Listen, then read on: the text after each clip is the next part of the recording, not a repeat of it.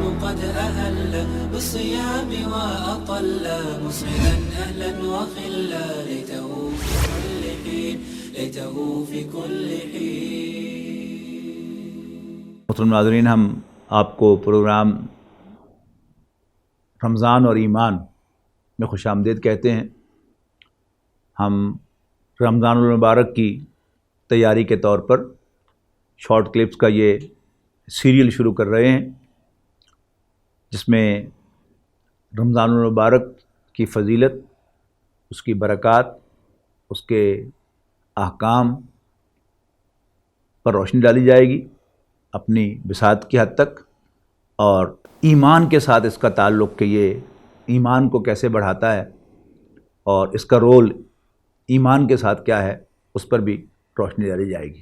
ہمارے دین میں نہ کوئی دن، نہ کوئی مہینہ، نہ کوئی شب منحوس ہے.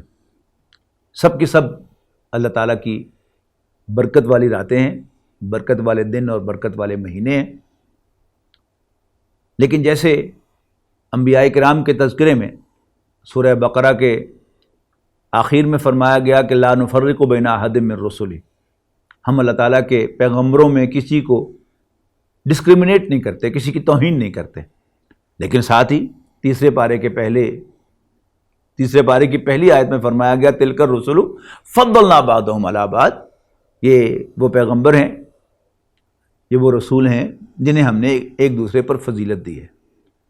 تو کسی پیغمبر کی توہین اور تفریق نہیں ہے، البتہ پیغمبروں کی فضیلتیں ہیں جن کو قرآن مجید نے بھی ہائی لائٹ کیا ہے اور رسول اللہ صلی اللہ علیہ وسلم نے بھی مختلف پہلوؤں سے ہائی لائٹ کیا ہے.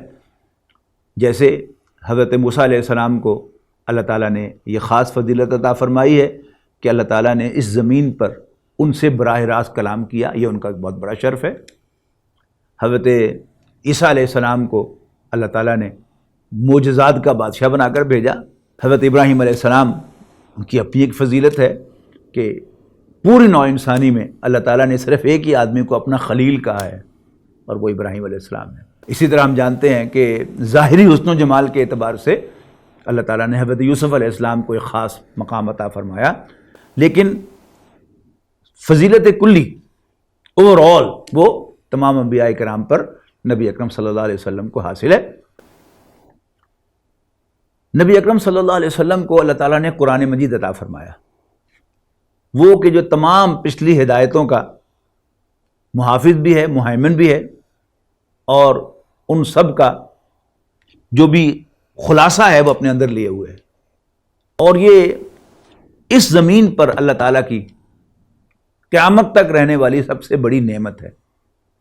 لہذا وہ مہینہ جس میں قرآن مجید نازل ہوا اس کو مہینوں میں سے افضل قرار دیا گیا.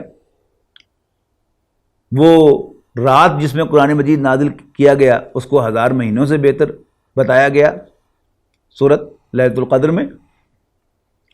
اور وہ پیغمبر جن پر یہ قرآن مجید اترا انہیں پیغمبروں کا سردار فرمایا گیا. اور نیورڈلیس یہ امت جسے قرآن مجید دیا گیا اسے تمام امتوں کی سردار کہا گیا. لیکن یہ جہاں ایک بہت بڑی فضیلت ہے جو اللہ تعالیٰ نے ہمیں عطا فرمائی ہے، وہیں یہ بہت بڑی ذمہ داری بھی ہے. قرآن مجید اللہ تعالیٰ کا کلام ہے.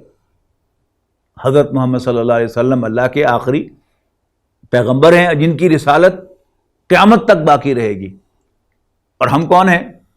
قرآن مجید کے ماننے والے اور رسول اللہ صلی اللہ علیہ وسلم پر ایمان لا کر ان کے امت میں شامل ہونے والے. تو اس اعتبار سے ہم پر خصوصی ذمہ داری عائد ہوتی ہے، اور اس ذمہ داری کو نبھانے کے لیے اللہ تعالیٰ نے ہمیں رمضان کے مہینے میں خصوصی ریاضت کرنے کا حکم دیا ہے. اس ریاضت کا ایک درجہ فرض ہے، یعنی دن کا امساک، طلوع فجر یعنی فجر کی اذان سے لے کر غروب آفتاب یعنی مغرب کی اذان تک 3 باتوں سے مطلقاً پرہیز کرنا، نہ کھانا، نہ پینا اور نہ جنسی عمل میں سے گزرنا.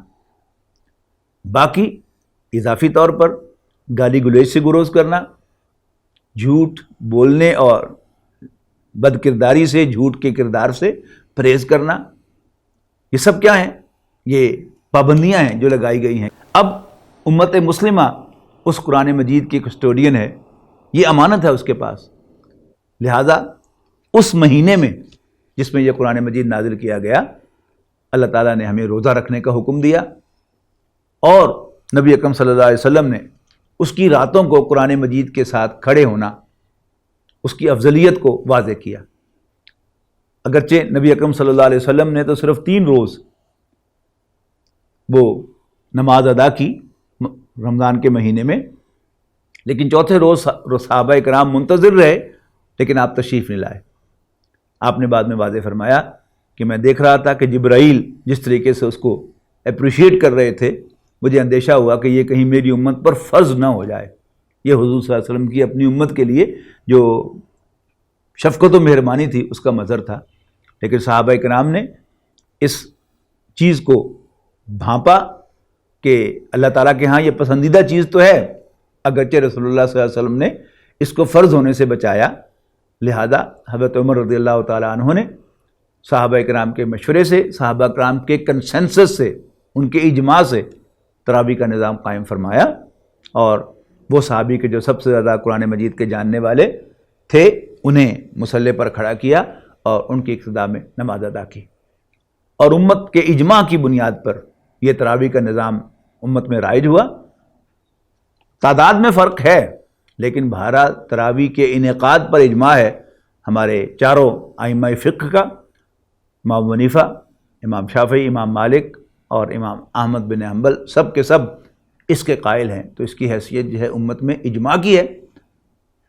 رمضان المبارک کی آمد ہے اور ہمیں اس کی تیاری کرنی چاہیے، اور ابھی سے اپنے آپ کو تیار کر لیں کہ ہم نماز تراویح بھی کسی ایسے مقام پر پڑھیں گے جہاں قرآن مجید ذرا واضح انداز میں پڑھا جاتا ہو، سمجھ آتا ہو، اور پھر اللہ ہمت دے تو ہم رمضان کے دوران قرآن مجید کو سمجھنے کا بھی اہتمام کریں۔